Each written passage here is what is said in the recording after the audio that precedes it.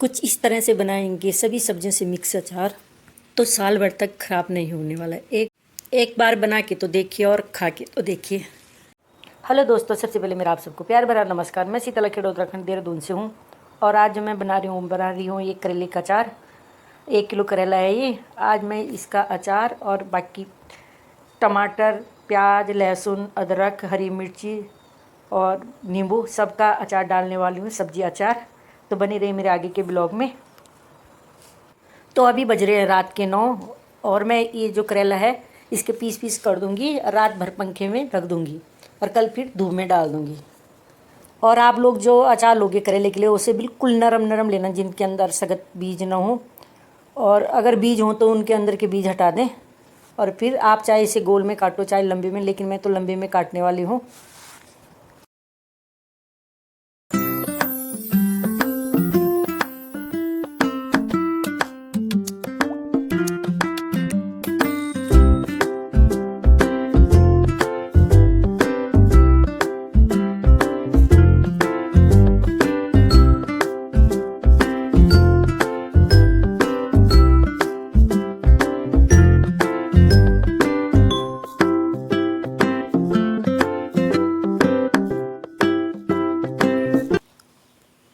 और जो मिर्ची है उसके कर दूंगी मैं 2 पीस। तो मैंने ये मिर्चियों को सभी को 2 पीस में कर दिया है और अब मैं इनको एक तरफ कर देती हूँ। और ये अदरक भी अभी काट दूंगी। और ये टमाटर को भी मुझे धूप में सुखाना है। तो सबसे पहले मैं अदरक काट, तो दोस्तों अदरक भी कट गया है और हरी मिर्ची भी कट गई है। और करेला मैंने रात को ही काट रखा था, अब मैंने थाली में ले लिया उसे और अब बाहर डालूंगी उसको धूप में। और ये हैं टमाटर, ये टमाटर भी मैं अचार में डालने वाली हूँ आज। टमाटर, नींबू, अदरक, हरी मिर्ची और प्याज, लहसुन सबका मिला के। और ये जो नींबू हैं और टमाटर, हरी मिर्च, जो भी कुछ मैंने अचार के लिए लिया है, तो मैंने बहुत अच्छे से धोया है इसको और धो के फिर अच्छे से सुखाया है। इसमें बिल्कुल भी पानी नहीं है। और अब मैं ले आई हूँ करेले धूप में सुखाने के लिए। 1-1.5 घंटे 2 घंटे तक अच्छे से ये सूख जाएंगे, क्योंकि आज धूप भी अच्छी हो रही है। तो ये सूख जाएंगे, फिर उसके बाद इन्हें अंदर ले जा लूँगी अचार की तैयारी के लिए। और ये है टमाटर, और टमाटर के मैंने एक टमाटर के 4 पीस किए हैं और उसके अंदर का बीज वाला हिस्सा निकाल दिया है। और अब मैं लहसुन छील रही हूँ दोस्तों।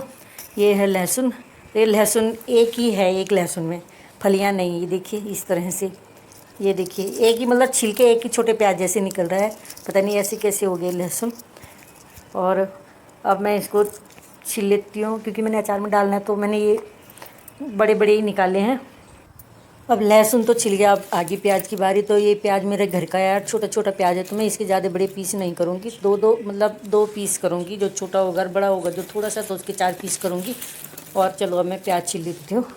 फिर प्याज छीलने के बाद इसे अच्छे से धो के फिर इसे भी सुखाने रखूँगी, प्याज लहसुन को। तो ये देखिए दोस्तों, प्याज भी छिल गया है और लहसुन भी छिल गया। अब मैं इन दोनों को धो के धूप में रख लूँगी। और पहले मैं जो मैंने करेला रखा हुआ है धूप में, इसे हटा देती हूँ, क्योंकि ये अच्छे से सूख गया है।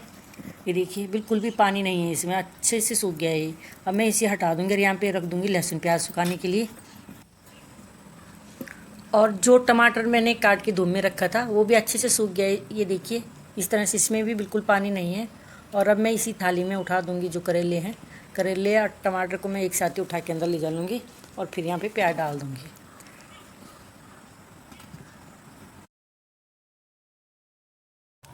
लहसुन प्याज को भी मैंने ये देखिए अच्छे से धो दिया बिल्कुल 2-3 पानी से। और अब मैं इसको भी रख दूँगी सुखाने के लिए। जो मैंने कुर्सी रखी है उसके ऊपर तौलिया रखा हुआ, क्योंकि मैंने नीचे नहीं रखा हुआ फ्रेश में। और ये देखिए मैंने यहाँ डाल दिया लहसुन के प्याज भी। अब 1-1.5 घंटे में भी सुखा लूँगी, इसका पानी अच्छे से सूख जाएगा, फिर इसको भी अंदर ले जा लूँगी। प्याज और लहसुन भी मैंने सुखाने रख दिया। और सामने देखिए बादल हो रहे हैं, ऐसे लग रहा है कि बारिश आने वाली है। तो 1-1.5 घंटे मेरे प्याज और लहसुन भी सूख जाएंगे, तो फिर मैं इन्हें अंदर ले जा लूँगी। बारिश का आजकल पता नहीं लगता कब आ जाती है कब चली जाती है। तो ये थोड़ी सूख जाएंगी लहसुन प्याज, फिर मैं इनको भी 1-1.5 घंटे में अंदर ले जा लूँगी। और ये अदरक भी है, अदरक को भी मैंने थोड़ा काट के यहाँ धूप में रख दिया था। तो दिन के बज रहे हैं 12:30 और दिन के खाने की भी तैयारी होने लगी है। ये कड़ी बना रही हूँ मैं। और कड़ी आज मैंने ना तो इसमें बूंदी डाली है और ना ही मैंने इसमें आज पकौड़ी डाली है। आज मैं इसमें डालूँगी एक खीरा कस के, कद्दूकस करके। क्योंकि कभी आप लोग भी अगर मतलब जैसे पकौड़ी या बूंदी नहीं डाले कड़ी में, तो अगर खीरा है, खीरे को कद्दूकस करके कढ़ी में डाल दो और मतलब उसके बाद थोड़ा सा हल्का सा उबाला मार के फिर उसे ढक दो। ज़्यादा नहीं पकाना है खीरा डालने के बाद। और खीरे को कढ़ी में तभी डालना है जब कढ़ी अच्छे से पक जाए।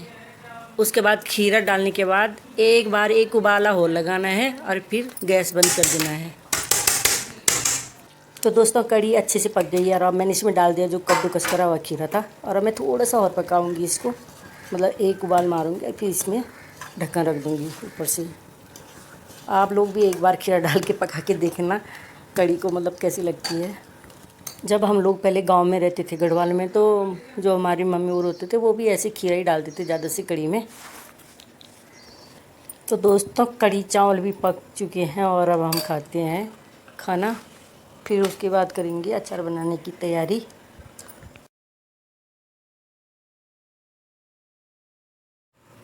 तो खाना खा लिया और अब आगे मैं लहसुन प्याज उठाने के लिए, और तौलिया को तो रख दूँगी मैं वॉशरूम में धोने के लिए, क्योंकि वो है लहसुन प्याज का। किसी दिन जैसे व्रत रहा तो हाथ उत पूंजने हो तो वो लहसुन प्याज का, इसलिए मैंने उसे वॉशरूम में डाल दिया। और वो किचन का ही तौलिया था।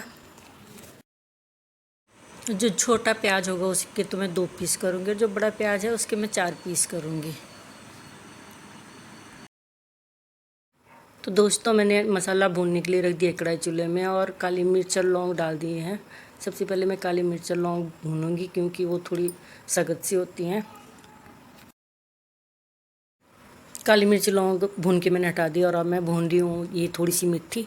मेथी को भी ज़्यादा नहीं भूनना है, हल्का हल्का भूनना है। मेथी को भी मैंने भून के एक तरफ कर दिया और अब मैंने डाल दी थोड़ी सी सौंफ। सौंफ को भी हल्का हल्का ही भूनना है, ज़्यादा देर तक नहीं भूनना है।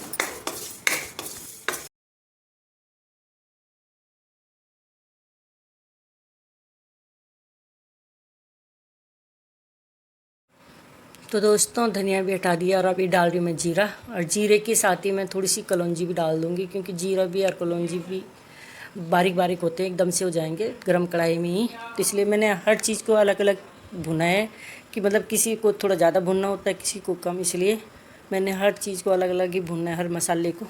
तो ये भी धनिया भी, सॉरी जीरा भी और ये कलौंजी भी हो गई हमारी। तो मसाले हो गए अब तैयार, और अब इन्हें मैं मिक्सी में मिक्सर जार में डाल के इनको पीस दूँगी मोटा मोटा दरदरा सा। तो मसाले भी अब ठंडे हो चुके हैं और अब मैं इन्हें मिक्सर जार में डालती हूँ पीसने के लिए। और अब इनको मैं ज़्यादा मोटा नहीं पीसूँगी, जैसे कि मैंने पहले भी बताया, मोटा दरदरा सा ही रखूँगी। तो अब मैं इन्हें पीसती हूँ। और ये देखिए दोस्तों मसाले भी मेरे हो गए हैं, पीस गए हैं मसाले भी। ये देखिए ऐसे इतने, मतलब इतने दरदरे पीसने हैं, ज़्यादा बारीक नहीं करना है, क्योंकि वो अचार का मसाला है ना। तो बस इतनी ही मोटा दरदरा सा पीसना है। तो दोस्तों मसाले भी पीस चुके हैं और अब मैं जा रही हूँ करेला, लहसुन, प्याज, हरी मिर्ची सबको फ्राई करने के लिए। और फ्राई करने के लिए मैंने कढ़ाई में डाल दिया है तेल। और ये देखिए ये जो हरी मिर्चें हैं ये भी बहुत अच्छे से सूखी हुई हैं, मतलब पानी तो कहीं है ही नहीं। आपको बहुत अच्छे से सुखाना है हर चीज़। लहसुन प्याज को भी धो धा के अच्छे से सुखाना है, और करेले को तो खैर धो धा के सुखाना ही है अच्छे से। तो ये देखिए बिल्कुल मतलब अच्छे से सूख रखे हैं लहसुन भी और प्याज भी। तो सबसे पहले फ्राई करूँगी मैं लहसुन, क्योंकि लहसुन थोड़ी मैंने काटी नहीं है, मतलब सबूत जैसी थी, छिलके रखे हुए से ही है वो। तो सबसे पहले मैंने लहसुन को किया है फ्राई, और साथ साथ में मैं ये उसके बाद प्याज डाल दूँगी।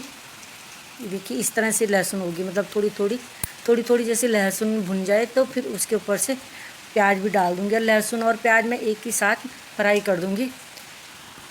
ये देखिए पहले मैंने लहसुन डाला, लहसुन को थोड़ा थोड़ा फ्राई होने दिया, उसके बाद मैंने ऊपर से प्याज भी डाल दिया। लहसुन प्याज को मैंने एक ही साथ फ्राई किया है। और ये देखिए जो टमाटर थे, ये टमाटर भी बहुत अच्छे से सूखे हुए हैं।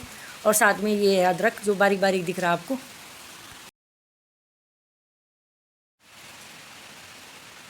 और ये है नींबू, नींबू को भी मैंने धो के अच्छे से सुखा रखा है। और अब मैं इनका निकालूंगी रस, रस भी डालूंगी अचार में। जो मैंने टमाटर सुखा रखा अचार के लिए उसे मैं फ्राई नहीं करूँगी, ना ही अदरक को करूँगी। तो ये देखिए मैंने प्याज लहसुन सब टमाटर वाली थाली में डाल दिए फ्राई करके। तो दोस्तों लहसुन प्याज हटाने के बाद मैंने डाल दिया फ्राई करने के लिए करेला, और करेले को भी मैं थोड़ा थोड़ा फ्राई करूँगी, क्योंकि तब ये जो अचार है ये बिल्कुल भी ख़राब नहीं होगा।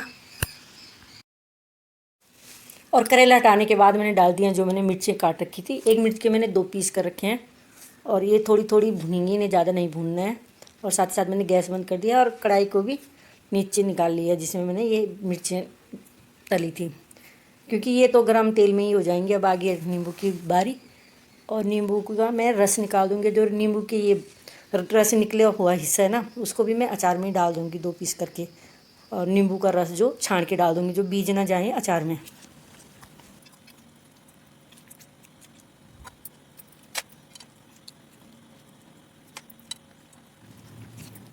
तो ये देखिए निकल गया नींबू का रस। और अब मैं इसे छान के डालूँगी अचार में, क्योंकि इसमें बीज भी हैं। और ये जो नींबू का रस निकला हुआ हिस्सा है ना, अब इसके मैं 2 पीस कर दूँगी। पहले भी मैंने जैसे वीडियो में बताया है ऐसे, क्योंकि ये ऐसे तो कट नहीं रहे हैं तो मुझे थोड़े देसी स्टाइल में काटने पड़ रहे हैं ये इस तरह से। ये देखिए अब इनके मैं 2 हिस्से कर दूँगी, इन्हें भी मैं अचार में डाल दूँगी।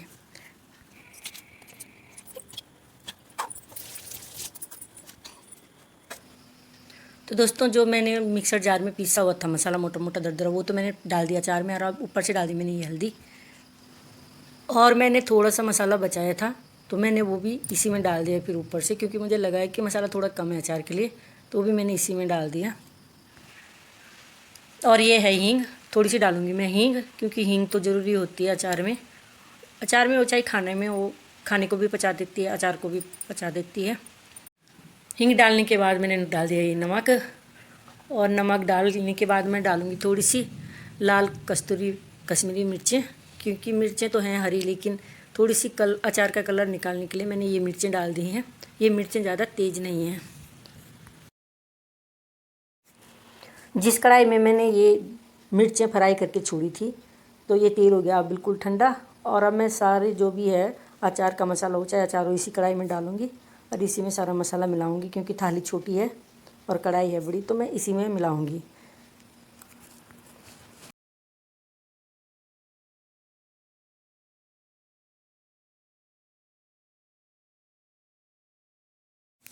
तो अब मैं छान दूँगी जो मैंने नींबू का रस निकाल रखा था। ये देखिए छन्नी से छान दूँगी, जो चाय छानने वाली छन्नी होती है उससे, क्योंकि उसमें कुछ भी नहीं जाएगा, सिर्फ रस ही रस जाएगा। और नींबू के रस के बाद डालूँगी मैं थोड़ा सा सिरका। ये देखिए ये टॉप्स का है। और इसे डालूँगी क्योंकि मैंने राई का बीज भून के नहीं डाला है। मैंने 1-2 बार पहले राई का बीज डाला था, लेकिन उसमें फफूंदी लगी थी, तो मैं डालूँगी सिरका। और सिरका डालने के बाद जैसे मैंने सभी चीज़ को तल रखा, अच्छे से पानी बिल्कुल भी नहीं है, और ऊपर से सिरका डाल दिया, तो ये तो सालों साल ख़राब नहीं होने का ये अचार। और ये अचार बन गया हमारा सब्जी अचार। इसको बोलेंगे हम सब्जी अचार, कुछ नई तरीके का अचार है ये। और मैंने अब सारे मसाले एक साथ कढ़ाई में कर दिए हैं और हाथ को धो के अच्छे से सुखा के अब मैं इसे अच्छे से मिला लूँगी, सारा मिर्ची मसाला जो भी है। और फिर इसे थोड़ी देर ऐसी कढ़ाई में रहने दूँगी। उसके बाद फिर मैं इसे डब्बे में भर दूँगी। और मेरे पास तो प्लास्टिक का डब्बा है, अगर आप लोगों के पास कांच का हो या चीनी मिट्टी की हो तो आप लोग उसमें भी रख सकते हो, लेकिन मेरे पास प्लास्टिक का है तो मैं प्लास्टिक में ही रखूँगी।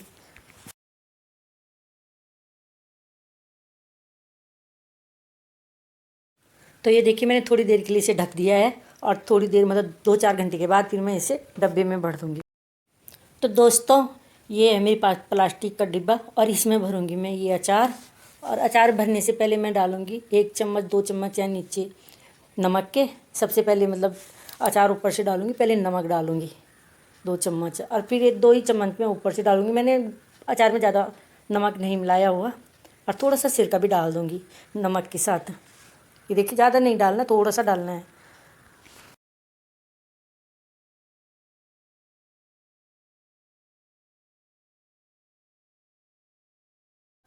तो ये मैंने इसमें कर दिया। अब मैं इसमें थोड़ा सा सिरका और थोड़ा सा डालूँगी नमक।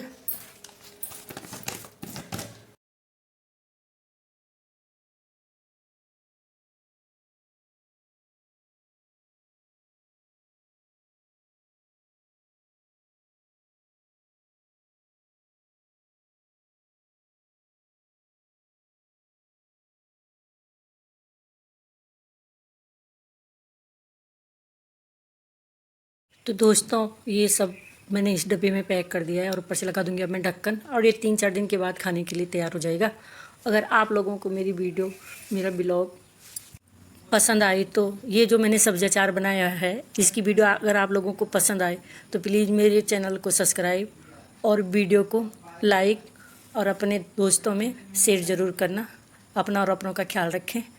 जय गौरी शंकर, जय सीताराम, जय बजरंगबली हनुमान।